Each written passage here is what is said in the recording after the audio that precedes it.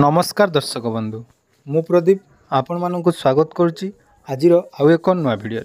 तो वर्तमान जहाँकि ओडिशार राजनीति रे एक बड़ परिवर्तन होगापी जाऊँगी अर्थात आपण मैंने जानापी पाउथे विभिन्न गणमाध्यम वर्तमान जहाँकि आपण देखापी पाउथे ओडिशा रे वर्तमान जहाँकि बीजेडी सरकार कटियापी जाऊँगी एवं बीजेपी नुआ करी सरकार गठन करने जाऊँगी या छड़ा सबुठारु बड़ घोष जहाँकि रही ए निर्वाचन बड़ फलाफल जहाँकि नवीन पट्टनायक तांकर कंटाबांजी जो निर्वाचन लड़ुले दीर्घ 25 वर्ष पर जहाँकि प्रथम थर पर से निर्वाचन में पराजय हासिल करछंती एवं आउ सब गुरुत्वपूर्ण अपडेट जहाँकि रही बीजेपी केतोटी आसन जहाँकि पाइछि एवं बीजेडी केतोटी आसन पाइछि एवं सरकार किए गठन करिवो आसंतु ता विषय संपूर्ण डिटेल्स आज भिडियो रे जानि नबा ता पूर्वरु जदि चैनल को एपर्यंत सब्सक्राइब करना तो चैनल को सब्सक्राइब कर रखंतु कारण आगो को बहुत सारा जो नुआ नुआ अपडेट आसीबो सर्वप्रथमे आपण माने आम चैनल ले पाई परिबे तो देखंतु जहाँकि जनरल इलेक्शन ओडिशा रे जो 147 विधानसभा को नहीं निर्वाचन होइतिला तो सही निर्वाचन रे वर्तमान लो जो ट्रेंड बा वर्तमान लो जो अपडेट रही संपूर्ण अपडेट मध्य आपण मानक सामना को आसी जाइछि 147 आसन रु जहाँकि बीजेपी टोटाल 78 रे जहाँकि लीड एवं विजय हासिल करिया पई जाउछि सेपरि बीजेडी 51टी कांग्रेस 14टी एवं जहाँकि गुटिए रही आपण सबुठारु रोचक तथ्य ओडिशार निर्वाचन प्रथम थर पर 3 जन स्वाधीन कैंडिडेट जहाँकि रनिंग एमएलए मानक हरई बहुत बड़ मार्जिन ले जीतिजंती सेपरि जदि आमे डिटेल्स कथा देखिबा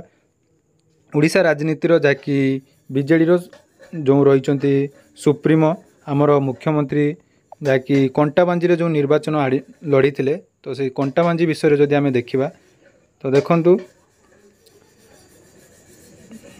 तो ये कंटाबांजी निर्वाचन मंडली रे जहाँकि भारतीय जनता पार्टी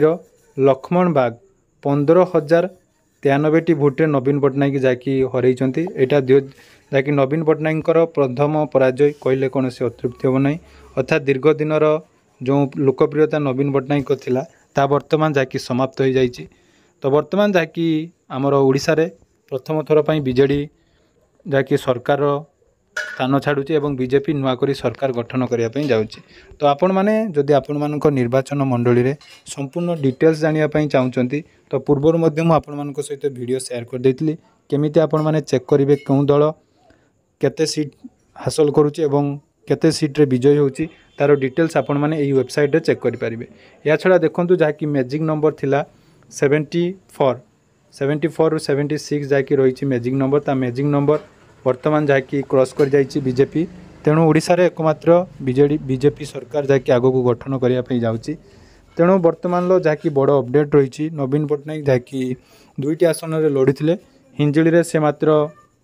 4,300 भोट्रे जहाँकि विजय हासिल कले जो बहुत सारा टक्कर देखापी मिलता तो वर्तमान लो अपडेट जहाँकि रही राज्य रे बीजेडी सरकार वर्तमान समाप्त होगापी जाऊँगी नुआ करी बीजेपी सरकार आसवाई जाऊँगी या छड़ा जदि आम कथा ओडिशा रे थिबा समस्त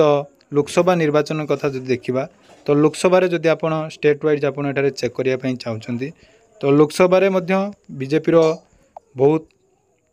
भल जहाँकि प्रदर्शन होती जहाँकि 19टी लोकसभा आपण मैंने जानापी पाइबे जो बीजेपी ओडिशा 19टी लोकसभा आसन जीतुची सेहीपरि बीजेडी गोटे एवं कांग्रेस गोटे जीतवाई जाऊँगी तो ता आपण देखिपे जहाँकि रही जाजपुर निर्वाचन मंडली रे शर्मिष्ठा सेठी जहाँकि लीडिंग करुले सेहीपरि कांग्रेस कोरापुट रे जहाँकि लीडिंग करुच्ची तो परवर्ती समय रे जहाँकि ता जितबार संभावना बहुत रही जहाँकि 1,47,744 लीड करथिला एवं जितबार संभावना बहुत रही तेणु ओडिशा रे वर्तमान नवीन सरकार बा बीजेडी सरकार अंत घटी आगु को बीजेपी सरकार आसवाई जाऊँगी तेणु यह थिला आज अपडेट एहीपरि आगु को नुआ नुआ अपडेट पाइबा चैनल को निहाती सब्सक्राइब कर रखंतु धन्यवाद।